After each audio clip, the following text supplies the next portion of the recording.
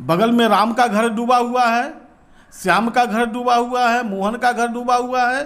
तीनों का उस सूची में नाम है, राम और श्याम को पैसा आ गया, मोहन को पैसा नहीं गया। क्यों?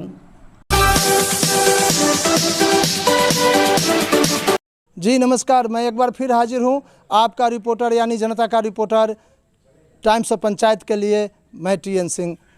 बता दूं आपको कि मैं अभी खड़ा हूं मुजफ्फरपुर ज़िले के सरैया प्रखंड अंतर्गत चकना पंचायत भवन पर। यहाँ चकना के मुखिया राम प्रवेश सहनी जी हैं और ये मुखिया संघ के अध्यक्ष हैं। और यहाँ आने का मेन मकसद ये था कि वर्ष 2020 में जो भीषण बाढ़ की तबाही आई थी उसमें 18,000 परिवार बाढ़ से पूर्ण रूप से प्रभावित हो गए थे। और ये 18,000 परिवार जो थे अनुश्रवण समिति के द्वारा बहुत जांच परख करने के बाद अंचलाधिकारी के आदेश के अनुरूप अंचल कार्यालय को ये 18,000 बाढ़ पीड़ितों की सूची सौंपी गई थी। अब ये 18,000 बाढ़ पीड़ितों की सूची जो सौंपी गई थी उसमें से मात्र 9700 परिवार को अंचल अधिकारी महोदय ने, तत्कालीन अंचल अधिकारी महोदय ने बाढ़ पीड़ितों के खाते में सीधे 6-6 हज़ार रुपया जो सरकार के द्वारा दे है सहायता राशि, उन्होंने देने का काम किया था। शेष 8300 परिवार यानी 8,000 से अधिक परिवार सरकार द्वारा दिए जा रहे सहायता राशि से वंचित हो गए। आपको बता दूं कि ये 8,300 जो परिवार वंचित रह गए, जिसके कारण आप समझ सकते हैं कि इस 14 पंचायत की आम आवाम जनता, बाढ़ पीड़ित जनता थे जो मुखिया जी को जीना मुहाल कर दिए थे। अति जो पीड़ित व्यक्ति थे बाढ़ से, वैसे वैसे परिवार बाढ़ सहायता की राशि से वंचित रह गए। लाख कोशिश करने के बाद ये मुखिया संघ के अध्यक्ष राम प्रवेश सहनी जी के द्वारा तत्कालीन जिला पदाधिकारी के यहाँ से लेकर के और अंचल अधिकारी के यहाँ तक दौड़ लगाए, कोई फलाफल नहीं मिला। अंततः इन्होंने माननीय उच्च न्यायालय की ओर अपना रुख किया और करीब 8 महीने के सुनवाई के बाद फैसला आया कि वंचित जो 8300 बाढ़ पीड़ित हैं उनको बाढ़ सहायता राशि जो सरकार के द्वारा 6,000 रुपये हैं वो दे दिया जाए। लेकिन किन कारणों से नहीं मिल रहे हैं विस्तार से हम आपको बताना चाहेंगे मुखिया संघ के अध्यक्ष राम प्रवेश सहनी जी से। चलिए पंचायत भवन के अंदर हम चलते हैं, प्रवेश करते हैं। यहाँ पर ढेर सारे पंचायत निवासी भी बैठे हुए हैं, पंचायत के लोग भी हैं और ये हमारे मुखिया संघ के अध्यक्ष राम प्रवेश सहनी जी हैं। मैं इनसे ये जानना चाहूँगा कि मुखिया जी, आप मुखिया संघ के अध्यक्ष भी हैं और साथ साथ माननीय उच्च न्यायालय पटना में जनहित याचिका के माध्यम से आप बाढ़ पीड़ितों को जो 6,000 रुपये है वो सहायता राशि दिलाने के लिए आपने उच्च न्यायालय की ओर रुख किया था और उच्च न्यायालय के आदेश पर अब तक ये बाढ़ पीड़ितों को वह 6,000 रुपये सहायता राशि का भुगतान नहीं किए जा रहे हैं। किन कारणों से नहीं किए जा रहे हैं और माननीय उच्च न्यायालय का आदेश क्या आया, फैसला क्या आया, विस्तार से टाइम्स ऑफ पंचायत के दर्शकों को आप अपने शब्दों में बताएं। और यदि नहीं मिली वो सहायता राशि बाढ़ पीड़ितों को तो फिर अगला कदम आपका क्या होगा? चूँकि आप तो उच्च न्यायालय का से फैसला लेकर के आ चुके हैं, अब कहाँ जाएंगे आप? इन सभी बातों से हमारे दर्शकों को आप अवगत कराएं। मुखिया जी नमस्कार, टाइम्स ऑफ पंचायत को हमारी तरफ से शुभकामनाएं। जैसा कि आप जानते हैं वर्ष 2020 में सरैया प्रखंड में भीषण बाढ़ आया था, जिसमें 14 पंचायत जो है काफ़ी प्रभावित हुए थे। अंचलाधिकारी महोदय ने सभी पंचायतों का परिभ्रमण करके खुद सर्वेक्षण किया और देखा कि सचमुच में ये 14 पंचायत जो है बाढ़ से प्रभावित हैं।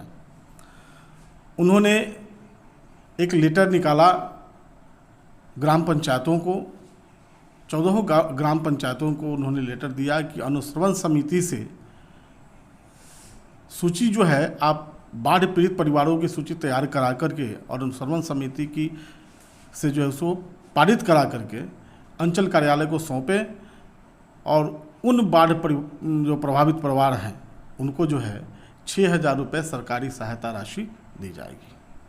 सभी 14 पंचायतों ने काफ़ी स्वयं जो है पूरा एक टीम लगा था उसको सर्वेक्षण करने में। अनुश्रवण समिति के सर्वेक्षण टीम ने सर्वेक्षण किया और एक सूची तैयार की। 18,000 के समथिंग जो है परिवार हुए थे। सूची वहाँ चली गई। वहाँ से जो है एक आध सप्ताह के बाद में जो है लाभुकों के जो पीड़ित परिवार थे उनके परिवारों के खाते में राशि 6,000 रुपये आने लगी और आते आते वह जो है 9,700 के करीब जा कर के वह प्रक्रिया बंद हो जाती है। शेष जो है परिवार जो पीड़ित थे बाढ़ से लगभग 8,300 उन लोगों को वहीं पे रोक दिया जाता है।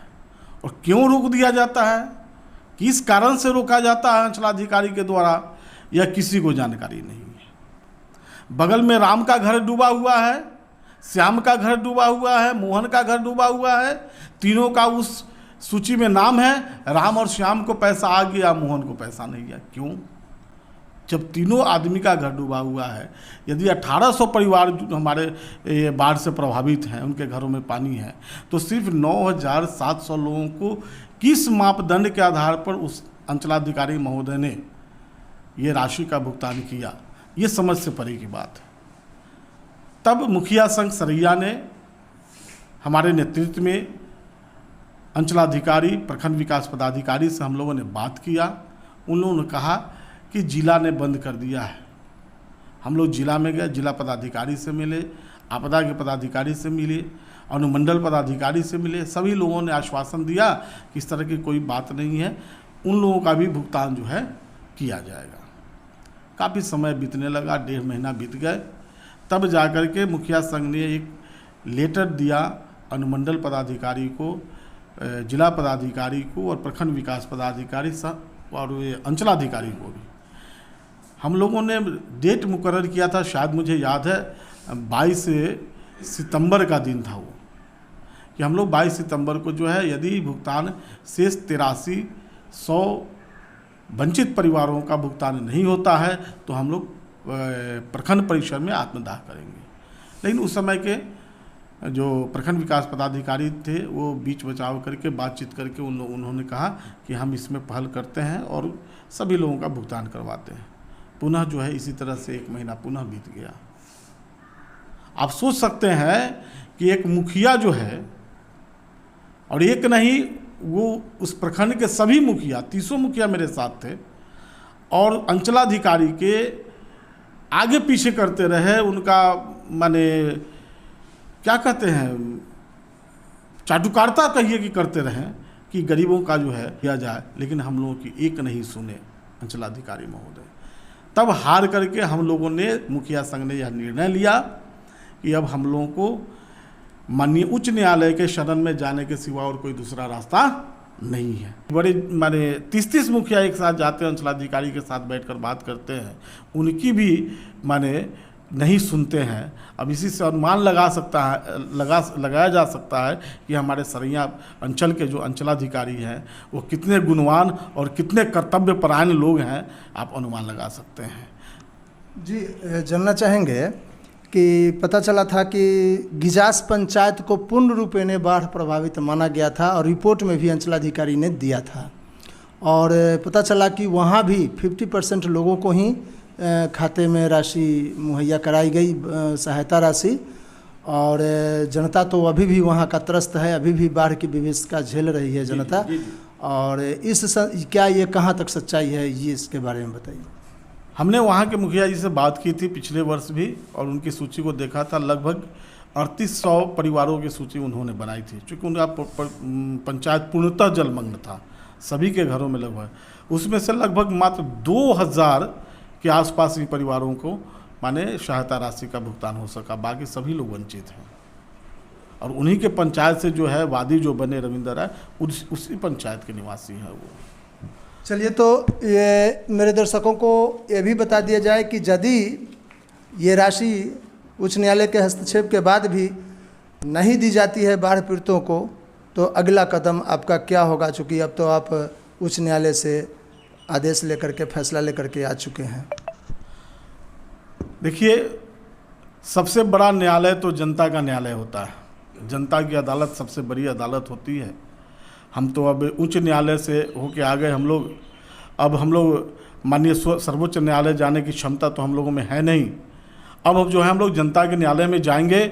यदि मैंने 1 सप्ताह के अंदर में भुगतान की प्रक्रिया शुरू नहीं हुई तो हम जनता की अदालत में जाएंगे। जनता को लेकर एक आंदोलन करेंगे अंचलाधिकारी के खिलाफ, और उसके जितने भी कर्मचारी हैं, कर्मी हैं, उनके खिलाफ हम लोग जो है एक जन आंदोलन करेंगे। ये हम लोगों ने निर्णय लिया है। जनता की अदालत सबसे बड़ी अदालत होती है, आपने सुना। और माननीय उच्च न्यायालय के आदेश की भी अवहेलना जब करने लगे नौकरशाह, ये अफसरशाह, तो आप सोच सकते हैं कि बिहार की स्थिति क्या है। अब जनता के ऊपर है, जनता अब जन आंदोलन करेगी, अपने अपने आंदोलन के बल पर अपना हक को प्राप्त करेगी। चलिए, इस एपिसोड में मात्र इतना ही। फिर अगले कड़ी में मिलता हूँ टाइम्स ऑफ पंचायत के लिए। मैं TN सिंह अपने सहयोगी कैमरामैन अमरेश कुमार के साथ सरैया प्रखंड के चकना पंचायत भवन से। नमस्कार।